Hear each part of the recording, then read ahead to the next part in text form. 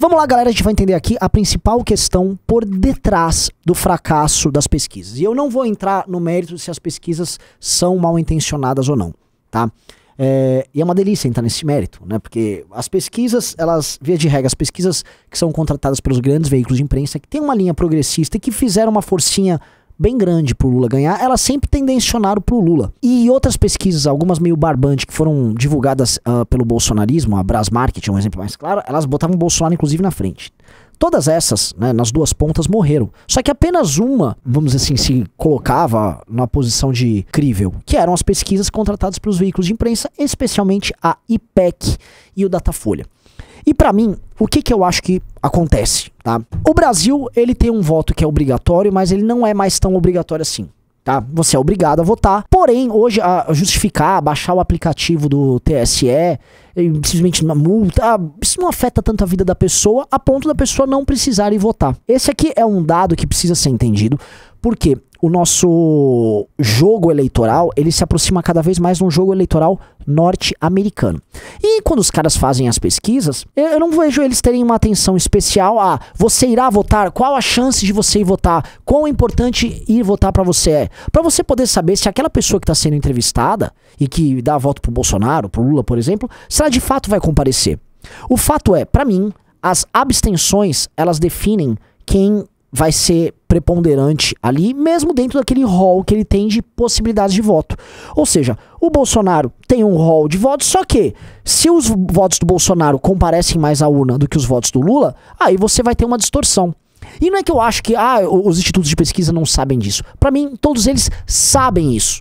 Eles sabem isso, e aí, se alguém quiser jogar com os números, joga mediante isso. Todo mundo sabe essa questão do comparecimento, isso não é novidade pra ninguém. Todo mundo sabe, todo mundo que contrata pesquisas, eu mesmo já contratei pesquisa, conversa sobre isso. É a questão da abstenção, porque não adianta o cara falar, vou votar no Lula, se o cara não vai votar na hora H. E o fato é o seguinte, o Lula perde em praticamente todas as faixas sociais no Brasil. Ele só ganha a partir das pessoas mais pobres. E as pessoas mais pobres têm um comparecimento mais baixo. Elas têm uma politização mais baixa e aquele voto de máquina, aquele voto, o cara leva um busão, o vereador busca, o pastor vai lá, dá um jeito, põe todo mundo numa Kombi. Esse voto tá mais difícil, tá um pouco mais fiscalizado. E o Lula, especialmente no Nordeste, não está tendo tanto acesso a esta máquina, porque hoje quem tem acesso à grande máquina do Centrão é o Bolsonaro e não o Lula. O Lula, ele teve acesso a isso nas eleições de 2006, porque ele era o presidente, 10 porque ele era o presidente, 14 porque a Dilma era presidente. Tá? E aí, nesse jogo de abstenção, o Bolsonaro deu esse salto. E o lance é, saiu uma pesquisa nova do IPEC e coloca o Lula novamente como franco favorito. E aí os bolsonaristas estão falando, vocês vão confiar nisso? Os bolsonaristas estão inclusive falando, pesquisa não vale porcaria nenhuma. Vamos abrir uma CPI agora contra as pesquisas. Tem projeto aí querendo andar pra criminalizar a pesquisa que erre muito a partir de um determinado percentual. E enfim, isso pra mim é uma discussão pra depois das eleições. E pra mim o fato é o seguinte, ninguém tem ideia exatamente como será o resultado das urnas, porque ninguém tem ideia ainda qual será o grau de comparecimento. Especialmente porque a natureza dessas eleições mudou pro segundo turno. Não tem mais deputados que costumam puxar, né, esse votinho no varejo. A maior parte dos governadores que ganharam o primeiro turno simplesmente vão se abster de ficar lutando pra virar voto, mesmo os que declaram voto e tal. Então, esse jogo pra mim fica um pouco mais solto. E uma coisa que pode fazer muita diferença para o Bolsonaro especificamente é o fato do Tarcísio, por exemplo, estar no segundo turno em São Paulo. E aí ele fazer uma mobilização maior pra aumentar a diferença do Bolsonaro pro Lula em São Paulo e tentar aqui em São Paulo tirar uma diferença de 3,5 milhões que o Lula ganhou, por exemplo, na Bahia, tá?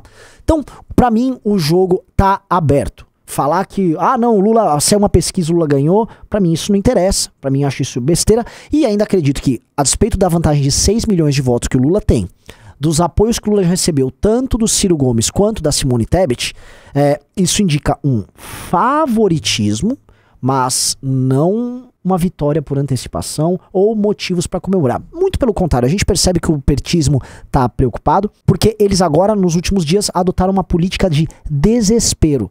Eles estão fazendo ataques dos mais baixos, né, ataques religiosos, coisas envolvendo satanismo. Os caras perderam completamente qualquer limite da decência e estão indo pra uma tática que pra mim é uma tática desesperada. Pra fazer uma analogia aqui com futebol, o Bolsonaro é aquele cara que era o seguinte, o Lula tava ganhando de 1-0 no primeiro tempo, aí no finalzinho do primeiro tempo o Bolsonaro foi lá e empatou no 1-1. Mas o Lula tem jogadores melhores, as estatísticas estão a favor do Lula, tá, mas no banco, lá no banco de reservas e no vestiário, ali naquele período entre o primeiro tempo e o segundo tempo, o time do Bolsonaro tá mais motivado que o do Lula. O time do Bolsonaro tá mais energizado. E eu acho que o time do Bolsonaro vai pro segundo turno com muito mais energia que o Lula, sabendo o que precisa ser feito. Existe uma consciência política nos eleitores do Bolsonaro muito maior do que os eleitores do PT. E eu não estou falando daquele eleitor caricato e ideologizado, urbano do PT. Sabe, aquela galera que vai votar com roupa do MST na zona eleitoral, aqueles professores disso e daquilo, aquela mulher feminista. Esquece essa turma. O eleitor massa do PT são as pessoas mais pobres. E essas pessoas não são tão politizadas, elas não estão entendendo a dimensão da eleição como o eleitor bolsonarista. O eleitor bolsonarista tá vendo um quase Armagedon e ele vai querer ir pra urna. E ele pode até aumentar o comparecimento dele no segundo turno, né?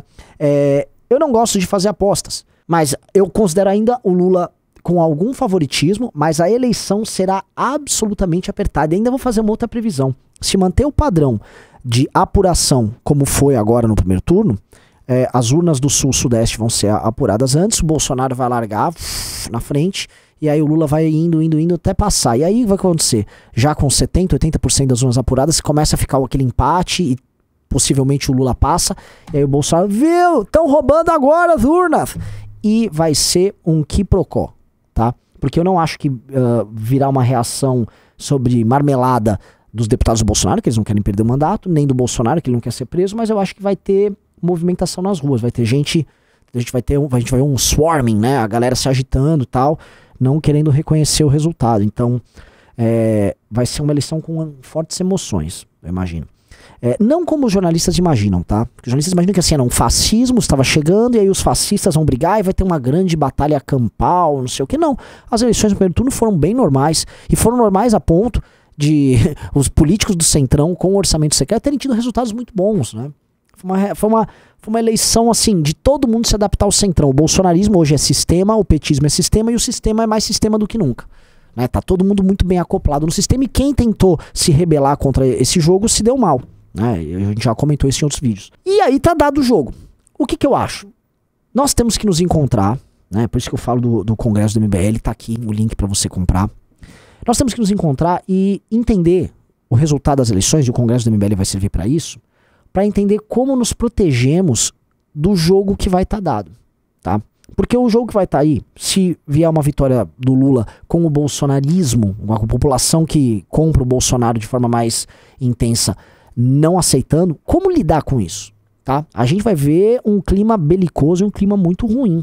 Não veremos soluções econômicas para o Brasil que resolvam um problema, isso eu tenho certeza, tá? Tá um zoom aí de um plano econômico do PT, quase uma continuidade da PEC Kamikaze, o que significa que contas públicas vão para as cucuias. Então, meus amigos, eu acho que tempos muito loucos virão, tá? Nos encontrem no Congresso do MBL, vamos formular uma alternativa e vamos pro pau. Essa foi minha análise, espero que tenham gostado, e beijos e abraços para todos vocês.